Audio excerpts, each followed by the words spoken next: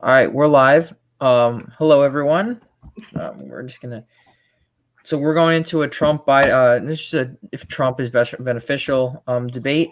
Um, we're gonna have TikTok's most hated go first. And then we'll have Commander Oreo go after, and then we're just gonna have a conversation. If everyone's ready, we'll go right into it. Well, prior to Corona, there was 7.3 million jobs created since the election. In 2019, 2.5 million jobs were added, 1.5 of them million being for women. That accounts for 50% of the job growth for the first time in history. Over 500,000 manufacturing jobs were created since election. The unemployment rate for women was the lowest in the unemployment rate was the lowest in over 50 years. For Hispanics, it was at 4.2. Women, 3.2, lowest since 1953. The Dow Industrial Index for the economy was at a record high 100 times under President Trump.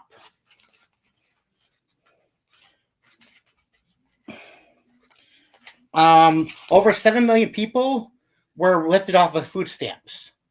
And yes, that's all before Corona. He did the first tax cuts in over 30 years. This unexpected was the first biggest tax cut. Sorry, I'm stuttering. Created over 9,000 opportunity zones throughout 50 states, which gave $50 billion to create jobs. Yeah. There's also an increase on the child tax cut, which goes to women, helping to get more money into women's pockets.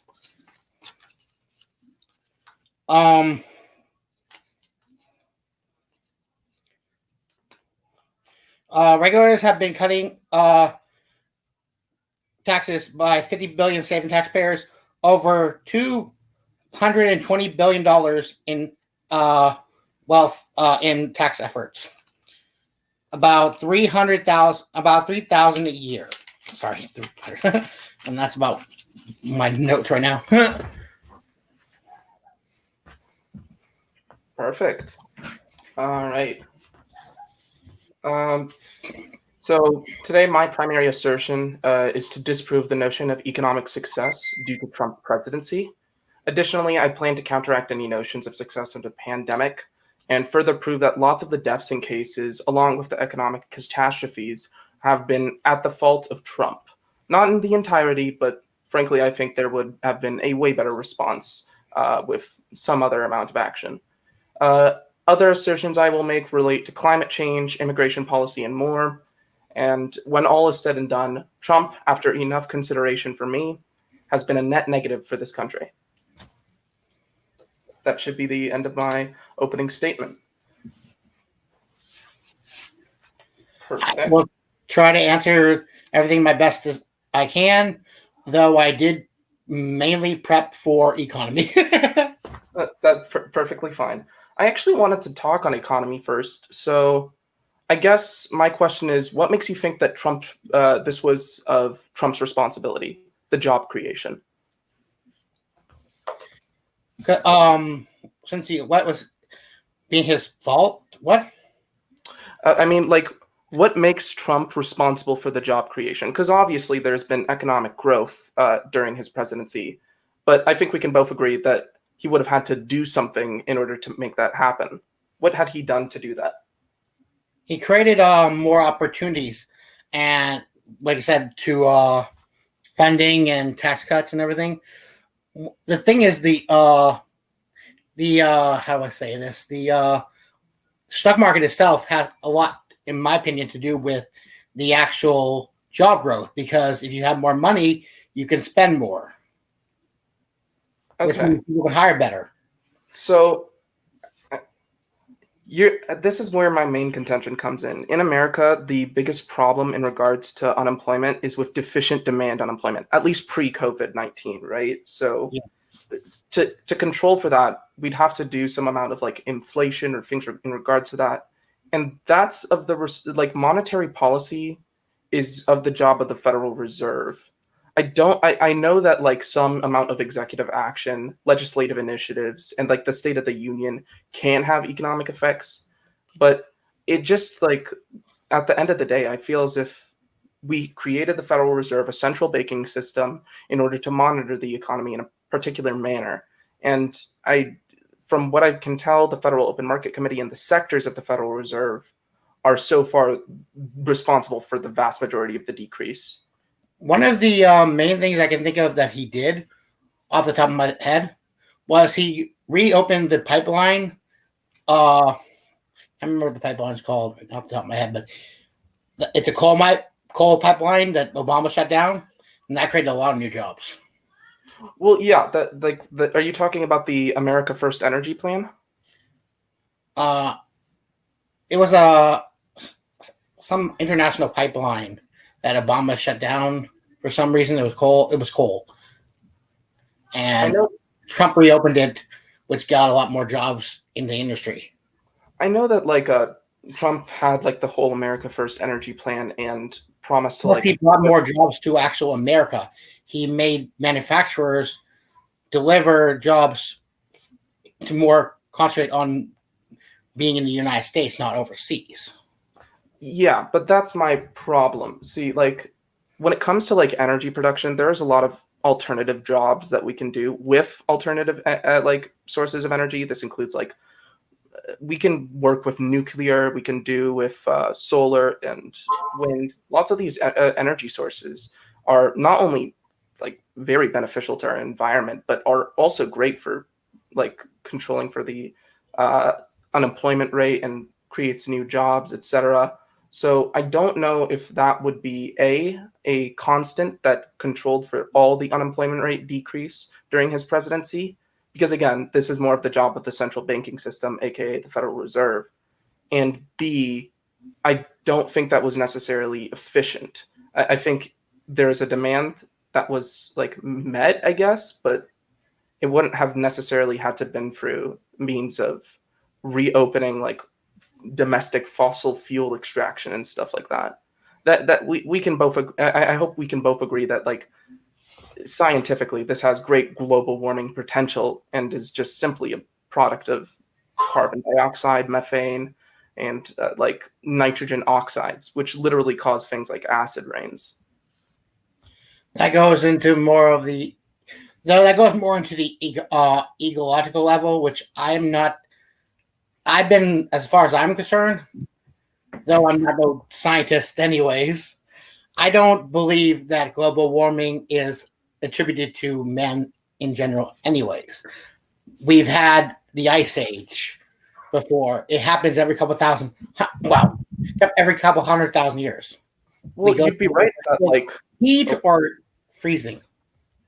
Well, you'd be right that there's like confounding factors and that nature accounts for differentiations in like emissions of carbon dioxide and such. But we in have fact, the volcano erupting gives more carbon dioxide into the atmosphere than any factory. Well, any factory, but we're talking about the coalition of just every single type of carbon dioxide emission. That enough is enough. And by the way, it's not about how much is being emitted necessarily by nature with the with the combination. It's not as if it's this linear increase of climate change potential.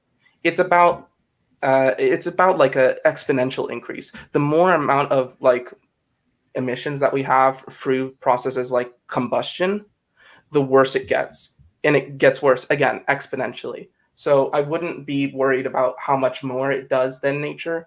I'd say that nature already like when we control for nature, it's significant enough to have like ecological damage beyond our capability to control in the future. that's kind of where I was going. I don't think it's really, though we could technically find ways to alternative energy wise to try to better equate in a certain way, but I don't think it's something we can really stop. Like I said, Mother Nature technically kills its own ozone layer every time a volcano goes off or cow farts. That's funniness, but it's true.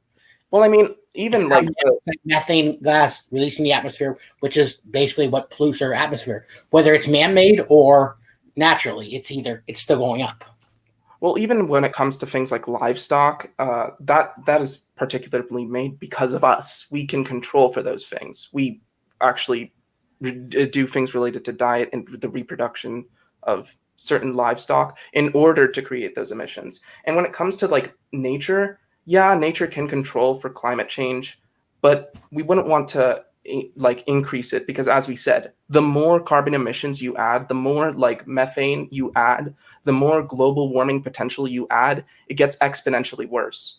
So despite the problem being bad as it is with Mother Nature and stuff or whatever, the global warming potential is something we have to highly consider, not as if it's something that we can't control, but something that we should reduce to the best ability that we can. Also, if we want to do something like that, we'd have to get the whole world involved because we contribute to only a small number of the actual carbon footprint. Factories overseas produce way more carbon dioxide in the atmosphere, and as far as ocean is concerned, being polluted, most of that comes from China and Japan. Though we contribute to it because mankind as a whole hasn't been as savvy to the whole cleaning the earth effort, which is sad. And though I don't believe in man-made climate change, I wish the world would take better control. People would take better control of the environment, but it's kind of a thing. We'd have to get the whole world involved, and the whole world want to do that. I mean, not necessarily. Like, obviously, getting the whole world involved would be better, but like as we've already mentioned, it's exponential. The drastic effects of climate change. If we were to stop just our small percentage, I think like some source said 20% in the past, whatever.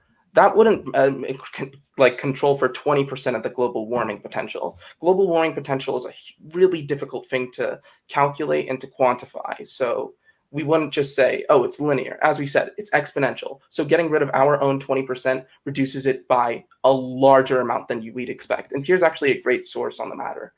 This comes from NRCAN. It's a very great scientific source. Does this through many analyses, ecological, and also looks at like carbon emissions and how much have been emitted, and then tries to control for confounding factors to the best of its ability.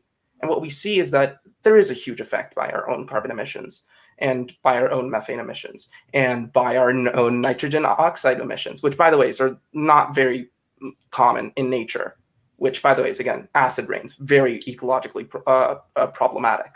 So those things can be controlled for. Those things can stop.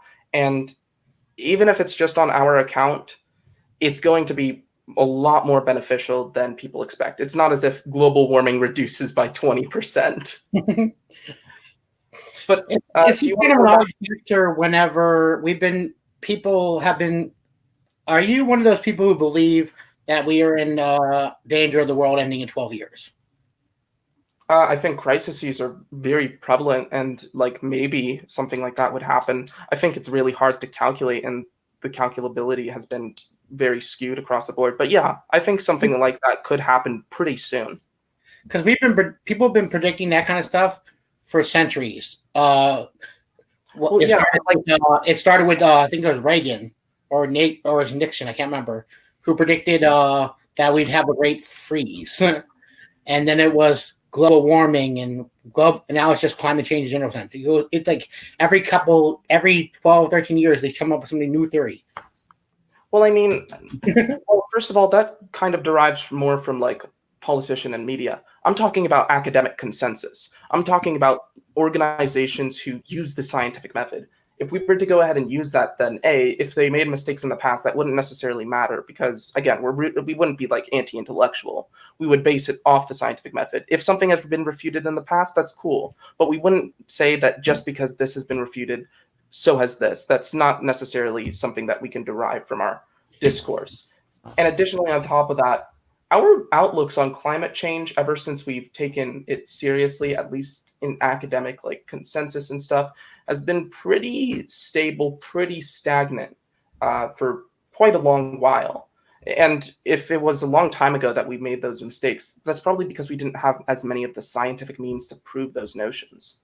So when I say that like it's prevalent and those like assertions of like crises are possible and probably prevalent and very possible, yeah, whatever, I think it's not necessarily like an unsupported claim. I think it's actually one of the things that we should take to heart because this is beyond just understanding like carbon emissions and stuff. This is scientific consensus. This goes for decades. And this comes from an overwhelming amount of ecologists, biologists, etc. Or even like, yeah, whatever. But I guess we've been on climate change for a while. We were kind of off the topic of economics. And I think what I was trying to get my point across was that there have been some things that Trump has done that can affect unemployment. Nobody can deny that because anyone can change unemployment. I can literally go to file unemployment right now. Doesn't necessarily mean it's attributable to Trump. So when we consider this, we consider what is the biggest variable to the factor, and if that variable is big enough to be the biggest factor to the variable. And that would be the Federal Reserve, because they control for inflation. They are the central banking system, and they are the one who will always be in monitoring of this amount of data, this amount of economic support, whatever.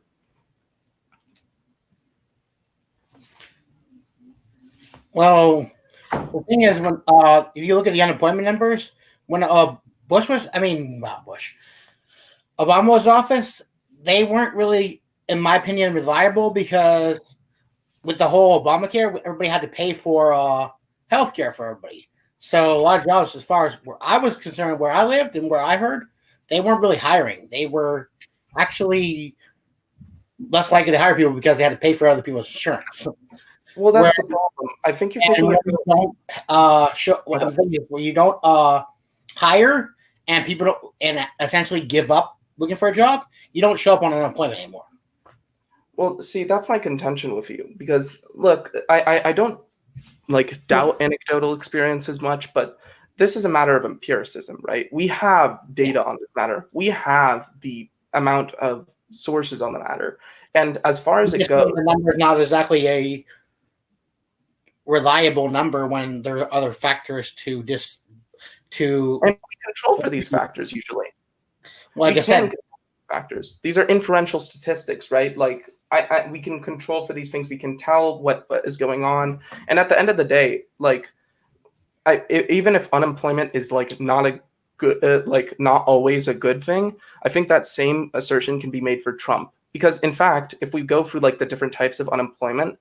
Structural unemployment is currently the biggest problem in the United States. And it's actually right now, and as it has always been, quite irreversible. Structural unemployment asserts that like people are qualified for certain positions, but that those positions have been dropped. So now there's a surplus or a lack of qualified people to meet the demand of labor needed for production. So when we have that problem in the United States like we're having right now, then we're going through essentially one of the worst crises because this like what's happening with COVID and stuff is not going to change for a long time. And that is what I'd attribute more to Trump than I would just the general unemployment rate, right? These are very descriptive statistics. This is kind of like a proxy. And we can't just use that proxy to say, okay, Trump did great during his presidency. Because in reality, at the end of it all, unemployment rate was not of his control necessarily to the fullest degree. And additionally, on top of that, there are several instances we can criticize him for his actions that actually induced unemployment rate to get worse, whether what type of unemployment rate it was, or how much unemployment there was. Especially with like the pandemic response, with the Trump trade war, those things were far more contributive to like unemployment rates from Trump than any other thing that he's probably done.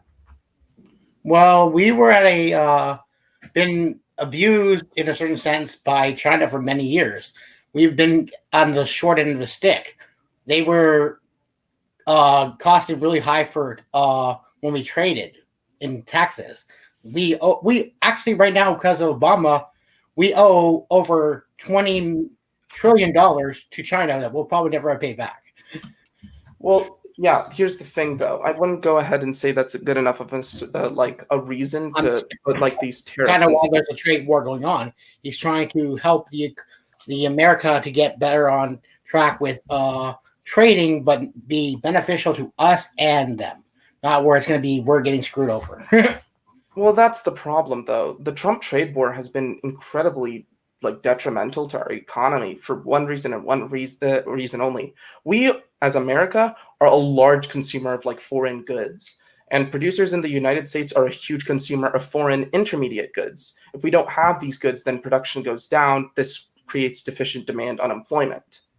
So like when Trump implemented tariffs against China, these producers and their production became limited because of the raising of prices of these intermediate goods. He hasn't actually helped America with these tariffs. He's actually been a detriment to them. And we can calculate that and actually take it with an inferential statistic. I can also get those sources for you. One second, my bad.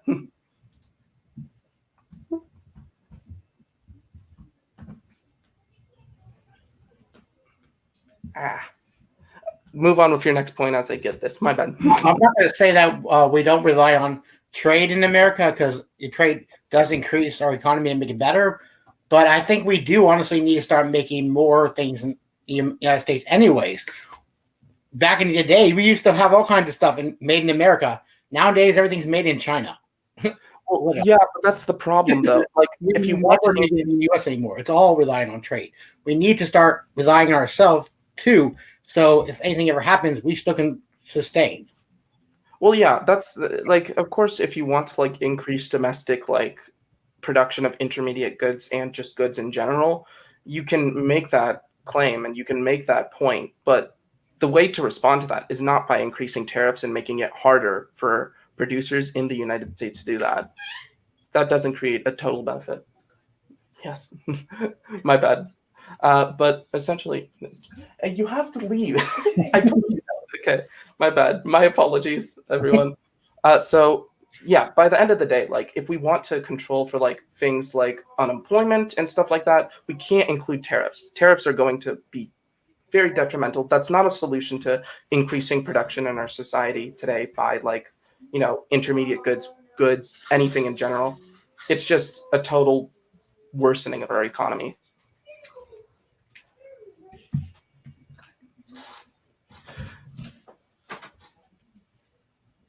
I think, like I said, the way I see it is he's trying to get us to be on the short end of the stick and we are getting lower amount of results. We have, yes, trade coming in, but we're costing us so much money that we're not making anything beneficial to our economy. We are in debt to most of the world. Yeah, and that would not be the solution still. I mean, like, again, if you want to create the solution, that's going to have to do with like some amount of foreign like economics, whatever. But the solution definitely isn't being a detriment to our own economy. We have an increased intermediate good production. We have an increased goods production of goods in our economy with this Trump trade war. And the reliance of like foreign trade is essential. Like I know that like, oh, we want to like rely on domestic production, but regardless of what happens, we're going to have to rely on an amount of foreign trade. And I would go ahead and go as far to say is that like decreasing foreign trade is not necessary and unbeneficial. But even then, if we did, this wouldn't be the manner to do it, A, and B, if we wanted to do it, we like at least at the very least rely on the intermediate goods and the goods being given to us until we're able to produce domestic goods in our area, right? And the reason why I'd say we'd have to rely on foreign goods elsewhere is because we have a finite amount of materials in our nation, and the world has a lot of other like productions, lots of other places to give us many other goods that we necessitate in our economy. So to go ahead and exclude those would be like decreases in certain types of products that we find necessary. Of course, there are things on only different parts of the world that we technically either can't produce or we can't grow because of our environment. So therefore, we need trade. I'm not saying that we don't need it. It's that we do have to go and be relying on ourselves. And as far as the least manufacturing is concerned, we want to be able to, I don't know, open more factories for goods so we don't have to rely on China or Japan for our parts. Yeah, and I guess my question to you is like, how does this help? I mean, like, it helps our country in general sense, not. But like how? Because like it doesn't help us in a general sense because it decreases like production, as we've already said. It decreases like deficient demand. It increases deficient demand on employment. But also on top of that, like, I want to understand why restricting ourselves to certain like foreign trades is going to suddenly make domestic production of those goods that we were trading for increase. Yes, we kind of save money in the trades, but the reason why we save money in those trades is because of the way they do the factories overseas. A lot of them having like child labor and other things that contribute to why they're so cheap to produce. Again, I would have contentions with those claims, but like again, I'm wondering this one claim, because this is where my main contention with you is. We have production in the United States of finite materials, correct? Yes. And if we have a finite amount of materials to produce with, then we'd probably want to, and obviously it's finite worldwide, but other places have different types of materials, other different quantities of those materials, etc. So we probably want to engage in foreign trade. How is disengaging with that foreign trade going to suddenly increase the amount of goods that we, like the amount of raw material that we have in the United States to substitute for those goods? Because we have a demand that we have to meet. No, we're not. I don't think we should move away from it. I don't think that's what he's even trying to do. I think he's just trying to make it cheaper for us in a way. But it's not exactly that, because we are at a trade war. We have to establish ground rules before it actually gets in place.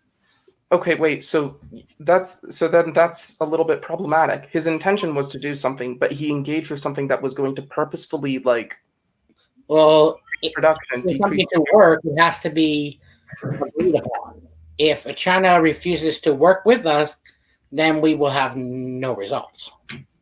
If China refuses to work with us, but they were like doing foreign trade pretty sufficiently, like obviously contentions were there, but do you think that like putting ourselves at economic sacrifice was beneficial? And what was like the end goal of this Trump trade war? I don't know if there was any specific contention that was necessary to resolve to the extent that we had to initiate this amount of unemployment and this amount of like decrease in production.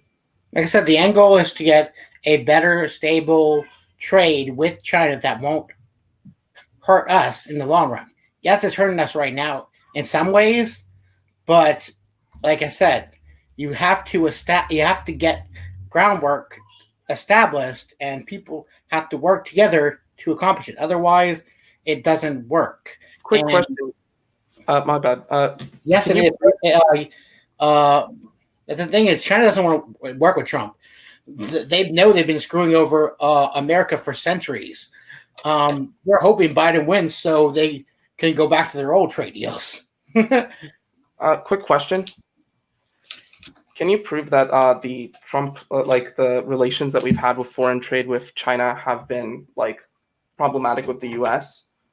Because that's just something that I don't like. Yeah, there's probably some contentions, but again, I don't see many that necessitate this.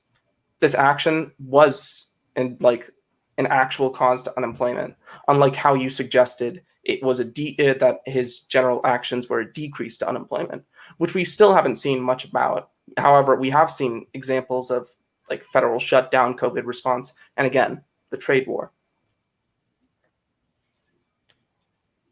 Was federal COVID response? Well, the second he heard about it, he closed down the borders from China. That actually probably CDC that called for that though, and like his first like acts on the matter were like pretty terrible. I mean, like think about it like this: September 2019, the Trump administration disbanded the PREDICT program, which was like a pandemic early warning program.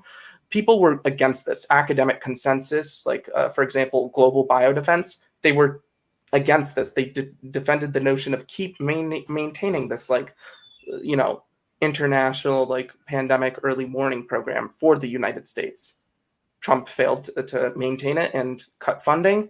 And even like candidates, Democratic and independent, supported the notion of not shutting it down. He did.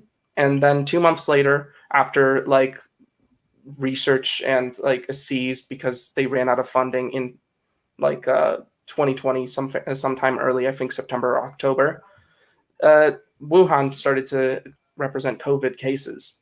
And it was not until April 1st where we actually rebooted the program. That's my first problem with Trump's response. And then we have like the Trump campaign claimed themselves that on January 6th, they were aware of COVID and like its threat of a pandemic.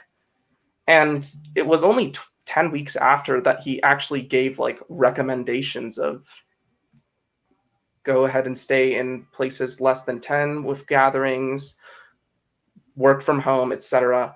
These didn't happen for a long time, past the first case, past everything like that. Well, immediately when he heard about it, he closed down the ports to China, which would probably save us life. But that goes into a whole another scale of things where kind of like some people would consider conspiracies, I guess, where I believe the reason why he disbanded the response team for pandemics because they were a part of the deep state corruption. Because do you have like any amount of like evidence on the matter? Because like we even resorted to rebooting them, so obviously that can't necessarily be the reason, right? I mean, I won't like invalidate any amount of assertion unless I get good evidence on the matter and refute it and whatever. But I haven't seen anything that suggests this. This was like a federal initiative. This is pretty well maintained. I don't understand why he would have. What had they done to be deep state corruption? No. The whole American, the thing right now is, though I believe you have your own beliefs in the matter anyways, that the whole healthcare system in America is not that I believe it should be free or anything else. It is some way broken because the whole... But this is research. I mean, it's not like I get what you're like. I know they want your money. They don't care about nothing more than your money.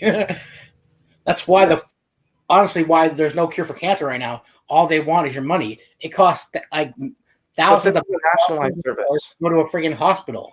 Well, yeah, but like again, this is like a nationalized service, and like I'm not going to go into the topic of like innovative matters because those like researchers are usually private researchers.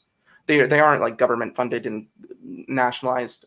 But this is like, again, this is a nationalized service. This is part of the government. The PREDICT program was government funded, etc. So any like intentions would be towards understanding these matters. And again, like we better comprehended about the virus once we rebooted the program. So to say that like it was a reasonable assertion was not only like pragmatically false later on, but even then, the reasoning just wasn't sufficient to do it. Well, there was a thing, and like I said, it goes down into the rabbit hole of conspiracy theories, and you can possibly argue that photo was photoshopped. I don't know. What photo? But there was a photo that resurfaced in 2016. Obama with Dr. Fauci. You know who Dr. Fauci is? Yep. Had been in a laboratory in Wuhan, China, and that they had donated thousands upon thousands of dollars. And there's actually paper record of the money they donated, but there's no record. The picture itself, it could have been Photoshop. I don't know. There's a picture of him in the laboratory with. I mean, does that necessarily mean anything though? I mean, like, that's why I think people like he debunked it, because these people he believes is corrupt. Are you asserting? Hold on. Are you asserting that like this was man-made or something, or yeah? Because here's the thing. There's scientific proof that it couldn't have been, and I don't want to really be saying like arguing like conspiracy points. So like if you guys want to keep it on Trump or stuff, but that like scientifically has been proven that it's unable to be man-made. Yeah, I'm gonna go ahead and say this now. From what my experience in like biochemistry and things along those lines, virology, etc., you can't really man-make a virus. It's not possible, at least not a coronavirus. So that doesn't necessarily make sense, A, and B, like foreign relations happen all the time. Well, why would it matter that like Obama was in China at one point? So was Trump at one point. Additionally, other people. A whole matter of yes, you. I'm not a scientist, so I don't know if viruses are made in labs or whatever else. But this was this funding went to a laboratory in Wuhan, China, and the pictures were taken in Wuhan, China, the exact place. The PREDICT program? Could this have been the PREDICT program? Because again, like these. Why was he there in the first place? Why was the funding given to that place? Because like pandemic response is like something like that always, like pandemic preparation, by the way, it has consistently happened. It's because like, and I'm not a fan of Obama personally, but like Obama was preparing for the pandemic just like most presidents do, because academic consensus says that like a virus or any amount of like very threatening pathogen is something to highly consider amongst your nation. If that's epidemic or pandemic. Ebola and swine flu. We had many cases of death in America while he was president, and we didn't even do nothing about it. No, we did a lot about that, actually. And usually our actions aren't exactly going to be the same for every virus, because viruses have different entities to them. Like, for example, like COVID has a very high transmission rate from person to person. It's so high. I believe it was like 2.12. There's a merit to it. And essentially, if you were to go ahead and compare COVID to swine flu or Ebola, that would be a very bad example, because A, there are different characteristics to viruses that require different response, and that's going to be according to academic consensus. And B, like, I just don't see, like, again, the relation to why we make like this whole correlation theory of Obama being in China, funding a lab there. That must mean something. It's just not sufficient enough. I just feel as if that's like delusional thinking in a sense. It's just a quasi coincidence, I guess. I'm not even gonna go into a whole huge conspiracy. Yeah. So that's sure. a topic. I think we should move on from that topic, because yeah. So I think we've gone into the economy and we've gone into the environment. Are there any other contentions, or do you want to like back up more points on the Trump's economy? Like I guess I would ask, like, can you point to certain policies that Trump has implemented that you feel is beneficial? He gave more funding to the military. I think it's the biggest military pay increase since Reagan, which during the Obama administration, Obama drastically cut funding to the military. He gave more funding to vets. Well, yeah, I like we have a very high like funding to military that is far too much. I mean, like, you do realize that our funding is so large that it's like better. It's bigger than like I forgot how many. Like the next 20 best spending like countries combined. That's a problem. We spend way too much. We've created a complex in our military that just That's how we continuously stay feeds number one money. in the world in the military. What? That's how our military stays the strongest in the world, by But giving does it need to be all this the strong? funding they need. So wait, okay, with that logic, could I just go ahead and say, okay, let's go ahead and fund 90% of our budget towards the army and like the militaries? It's not about just being the best, but being the best while monitoring how much money we spend. We are spending far too much on our military, to the extent where it doesn't essentially matter how much more money we add in terms of the benefit to our military, but it does take a toll on what budget allocations we have domestically. Oh, as far as is concerned, we do have a budget issue in Congress in general sense, but I think the things that need to be cut are others that not rely on the military, because the military is key, essential for protecting our country. If any kind of either war breaks out, or would either be here or domestic. Yeah, but I think you're playing into this like false dilemma fallacy where you're saying we have to spend either this much money, like this much amount of money, which is way too much, or we don't spend any money at all. But no, the reality of the case is that we can depict where the line is drawn. We can allocate as much money as we want. So if we wanted to, we could probably allocate a reasonable amount of money, which doesn't cost us far too much. Like, again, we pay far too much for our military, and it's overfunded at this point. Well, I find the military highly essential. I know, but this is going back into like the false dilemma fallacy. Either we have to pay this much or we don't pay at all. I'm not saying that we stop the military or that we get rid of the military or we ignore the military. Like, no, I'm just talking about like being reasonable with our funding. Would you agree that us being like more funded than the next 20 countries combined is a little bit problematic in the amount we're spending? No, because like I said, it's the danger of the job. Wait, really? Wait, you'd seriously say that Yeah, that's we like have not a problem problematic? in a general sense. We have athletes that play football or basketball. They get paid more than the military or cops. Wait, but yeah, but that wait, How is like that a good that thing? doesn't matter. That's just like red herring. I don't really care too much about like some jobs in America. I probably make the justification as like a Leninist that like spending on like the amount of wages people get is ridiculous and there needs to be like control for that. But that's not the point of this. This is just red herring.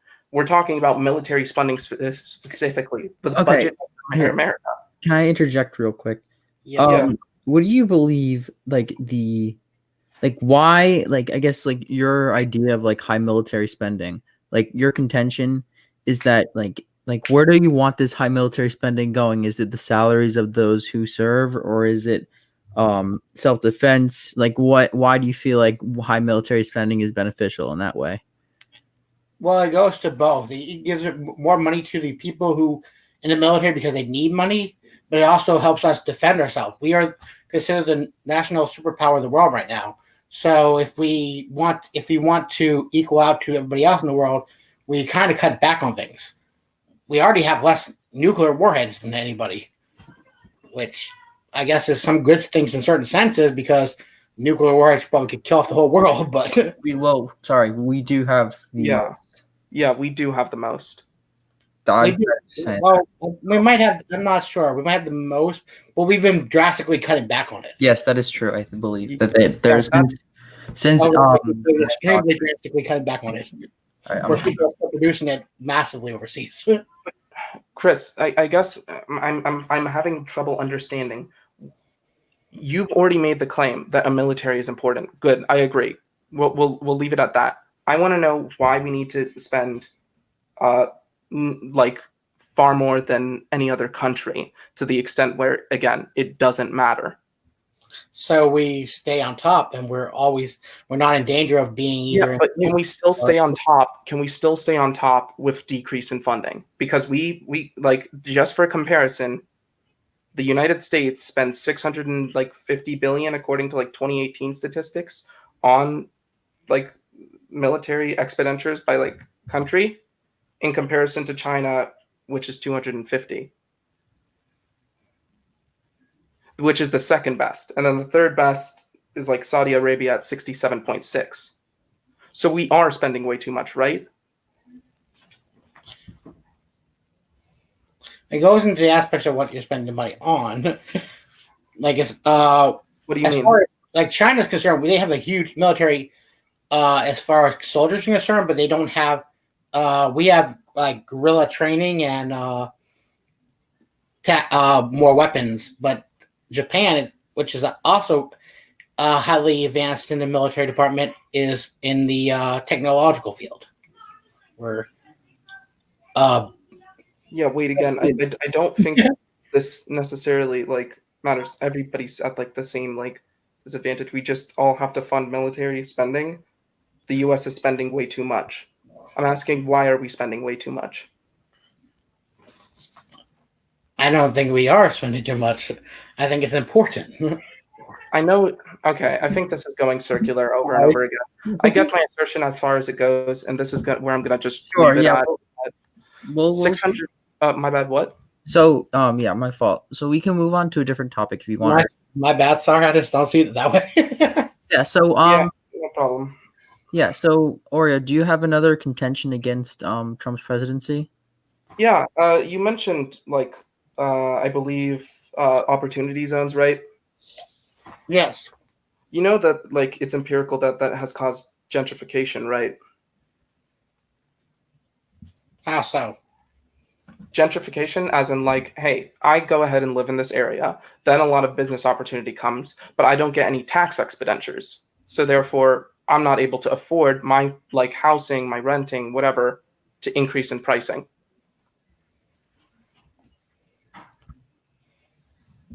Well, most of the places that have a hard time with taxes are usually big, huge Democratic cities where they actually charge a lot in taxes in a general sense. Wait, no. Again, like this happens on a cross-sectional basis. I'm talking about like across the nation, like even in Republican and Democratic, whatever, we see gentrification happening due to like opportunity zones because we're not giving tax expenditures and we're charging people way too much. I don't know if I don't really care if like Democratic cities or Republican cities are doing this or whatever, because that's not my contention. My contention is it in general, because this is happening everywhere.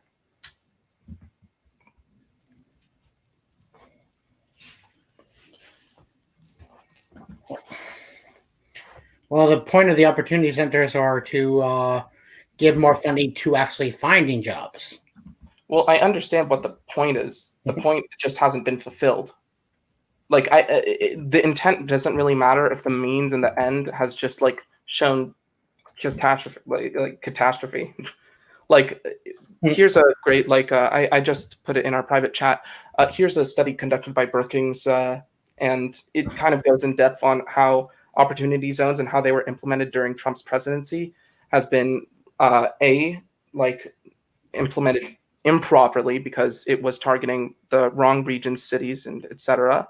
And B, that how like restrictions on loans and stuff like that for starting businesses and etc. were very lenient and were given pretty in a pretty bad manner. And then lastly, the fact that some people couldn't get tax expenditures because they didn't qualify, but in reality it put harm to them because now they can't afford things and their like housing costs too much for them to continue living there. So I wouldn't necessarily say that opportunity zones were a good thing.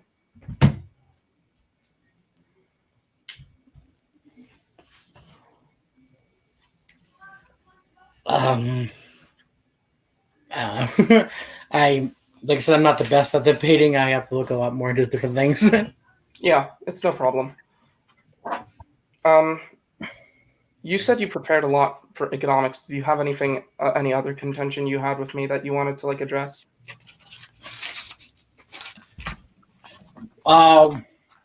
far as the economy is concerned, and I'm talking post-COVID, what would you think was the biggest You're talking post-COVID? post-COVID, not before COVID, that was so bad that Trump did that was hurting our economy?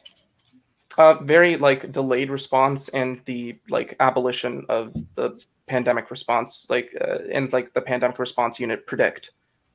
Both were unreasoned. I don't think Trump would engage in a conspiracy theory, and it was rebooted anyways. And then, additionally, despite on January 6th, him knowing that the federal disease control experts became aware of COVID's pandemic potential, it took him 10 weeks from that point and 8 weeks since the first case, known case, that he actually gave out recommendations for the virus. We responded very late. And then additionally, later on, he had terrible recommendations in regards to personal protective equipment. For example, masks. Well, he was by kind of what he were told to do. I mean, no, not necessarily. The AAMC did was to close down not only was trade access to ports to China, then he pretty much did it for the whole country. Wait, what? I'm sorry. Can you repeat that?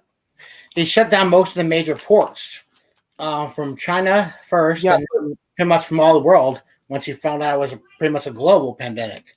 First of all, that was kind of more on the CDC's part, and we already clarified that. And B, as we've already clarified, that's not enough. And again, this was passed when we had our first case. This was passed at 8 weeks after we had actually had our first case. So it was already domestic. Plus, I don't think it really falls on Trump's in general sense. The thing is, why not? In America, whether you would were decide to do a mandatory mask violation or a mask law, most police and law enforcement would not actually do anything about it. They would not arrest anybody for anything. And people in general sense, you could tell them, hey, stand 6 feet apart, wear a mask, whatever. If people don't feel it's necessary, they won't do so. Okay, so let's ignore the criminal justice aspect of this matter for just a second, because I'll make a point about that later. But even then, if Trump had said, do you agree, considering what happened right after Trump started to wear a mask himself, that his audience, that his his supporters were against the use of masks primarily because of what he said? It was more of an influential manner, correct? Even after he started doing wearing it even to hospitals and all that, I still seen a lot of people who refuse to wear it in public. Yeah, but again, we wouldn't go based off of anecdotal evidence. Here's actually, again, the AAMC made great reports on the matter. They came to a great scientific consensus and recorded lots of these things, did amount of pollings, did several great things in order to address the scenario and give clarity to the situation. Here's the source. They came to the consensus and reminded, on an academic consensus to Trump's administration, that this was necessary and that, again, science supports the notion of mandated masks. But even then, he didn't necessarily listen, because this happened prior to March. This was real early on. And even then, when we control for the polling, it has changed. His audience is undoubtedly impressionable by him. What your main supported candidate has, especially if you listen to them quite often, is going to matter.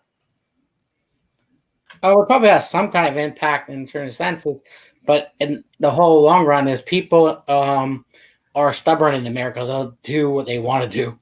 Okay, so then we're going to go into the criminal justice aspect. So the reason why we would go ahead and assert that doing this would be beneficial and actually effective is because, say, if somebody was being in denial to wear a mask and was just entering places and disobeying other people, that can call for lawsuits and etc. there are ways to solve this through criminal justice, not necessarily the intervention of like police or something. I don't know if that's like laws in other states. It's not in ours, but the thing is, it goes into not only the federal government but the state governments. We have in North Carolina right now, we have a nationwide mask mandate that if you caught without a mask, you're supposed to be fined, like I think $50,000. But no law enforcement in Jacksonville or any part of the North Carolina, at least as far as I know, has actually enforced that because they don't find it constitutional. Wait, why isn't it constitutional exactly? Because you do realize that, like, what?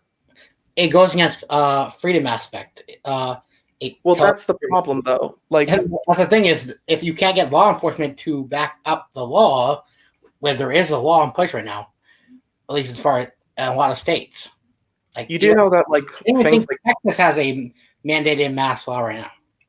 So wait, hold on. Actually, I have 2 points on this. You said you were a libertarian prior to the debate, and B, you said something along the lines of like it's part of our constitutional rights. So let's go ahead and do this. So yes, sir. First of all, constitutional amendments and like their rights and how they apply are limited. For example, public nudity is like illegal in lots of states, but that's not unconstitutional. It's because, again, they're limited. And B, since you're a libertarian, I'd like to mention something called the non-aggression principle. Are you familiar with it as a libertarian? I'll give him my memory's not the best. You can remind me a little bit. It's okay. So the non-aggression principle essentially, like, very short and simple, states that you have like the freedom to do whatever, except if it like intervenes with somebody else's well-being and property. Yeah. So the reason why not wearing a mask and not wearing personal protective equipment and maintaining like certain precautionary regulations would break that principle is because it would increase transmission rate and probably cause harm to them. By not wearing a mask and by not following precautions, you're actively like spreading the virus more and creating the potential for injury like related to lungs or even death. The thing is, there's also multiple different studies come out from all over the world that pertain to mask wearing, where the only mask that technically would prevent a virus, at least in the matter of for somebody like coughing in your face, kind of, would be a N95 mask. Which, by the way, I would like to mention federal agencies, and Trump kind of mandated this, waited until mid-March to begin ordering in bulk. But even then, this is like playing into another false dilemma, right? Like, oh, we either have to have this mask, which prevents it completely, or no masks do any effect at all. No, that's not necessarily how it works.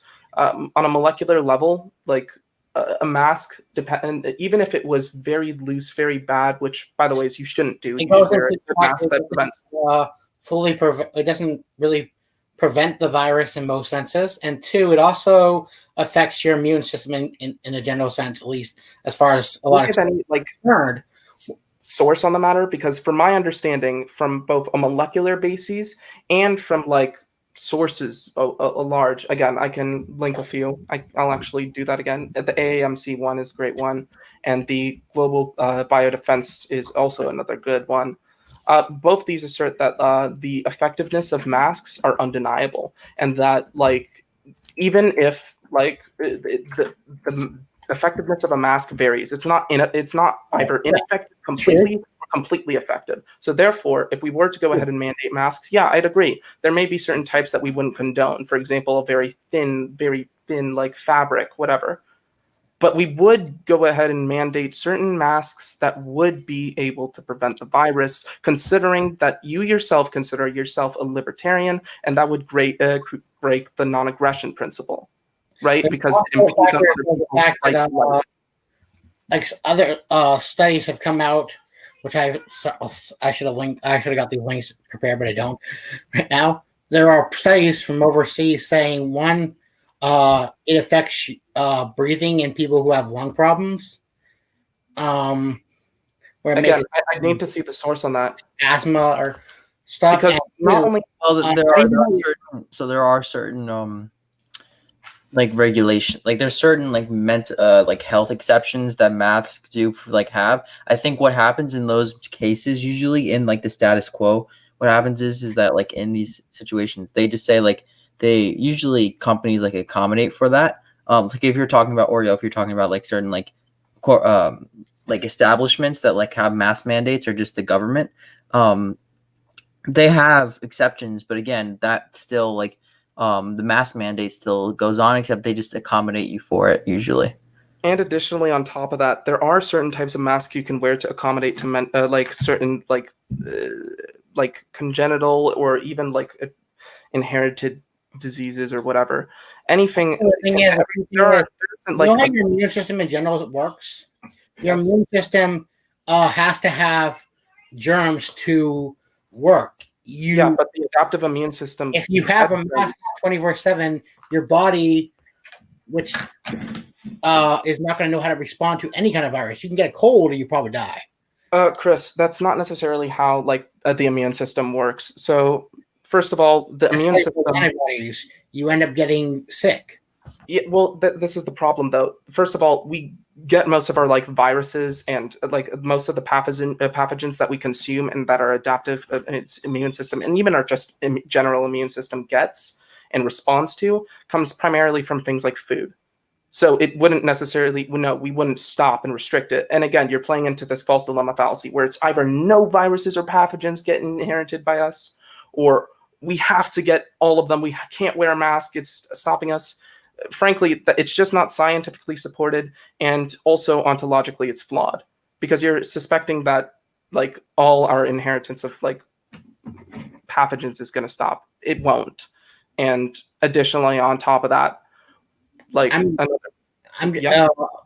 just feel wearing a mask such a long period of time, which there have been studies, which I sadly don't have links to, that in the long run, it actually weakens your immune system because you're not getting the germs you need.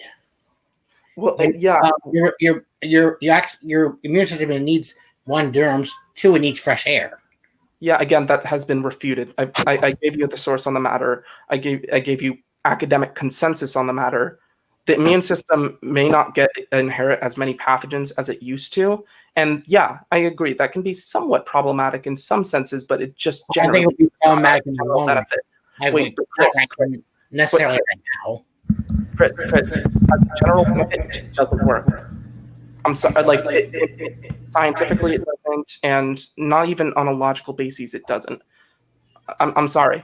Like I can't give you any other amount of saying other than the logic I've given, that you still have the burden of rejoinder to refute, and the like scientific evidence I have provided you.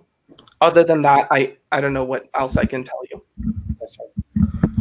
All right. I think we probably touched on a bunch of things. We're going past an hour, so if you guys want to go into closing statements, or if you have any other contentions, we can bring forward, or we could just go into closing statements. Yeah, that sounds like a good idea.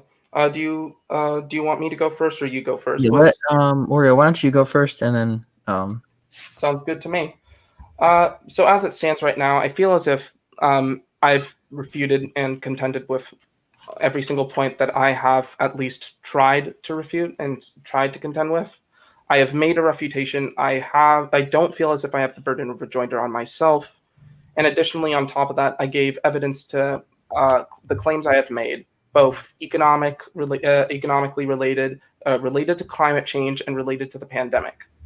So when it comes to the end of this discussion, what I've drawn from this is that it doesn't necessarily attribute to Trump, whether it's the unemployment rate doesn't necessarily attribute to Trump, and that some of his actions have actually been a negative toll on us, both in the type of unemployment he has induced and the amount he has induced. And additionally, on top of that, his means of increasing employment rates with things like production, like fossil fuel extraction and oil, gas, and coal, have been ecologically ecologically a negative effect, and also economically not the best initiative. And we have also empirical evidence on the matter. Lastly, I would like to say that when we weigh the debate, there's not much that can contend with the fact that Trump has done a various amounts of acts that represent bad presidency. He fails to respond to a pandemic. He has created the longest federal shutdown for his own campaign desires that were denied. And lastly, he isn't attributable to economics. He isn't attributable to increasing things like opportunity with things like opportunity zones. As we've already clarified, it is empirical on the matter that those opportunity zones do not create more opportunity and in fact are a negative toll by gentrification. Thank you. Yeah. Yes, I do believe that Trump has made mistakes. No politician in the history has been a perfect president. I don't think there is a perfect candidate, though I do think the things he did to create jobs and better the economy have been quite beneficial to the country. And post-COVID and what is happening now, though the economy is kind of in a recession right now, though that is a global thing, not only the United States that are suffering from it. And we are still, even though we are in the middle of a pandemic, it has actually started to slowly rise up again, at least as far as the economy is concerned. I think if we keep President Trump in office, that it would be beneficial for the country in the long run. No, there might not be, certain things might not be perfect or done on a certain scale the right way, but I think it's a lot better for the country in the long run. By creating more jobs and more opportunities, and to better the trade between either United States and China or Mexico and the world, and to establish a better standpoint in the world and the economy. Sorry. All right, cool. I think that ends the debate. Thank you both for coming on. This is very civil, and I appreciate you guys. And otherwise, I think that's it. Anything else you guys want to say, or we're good?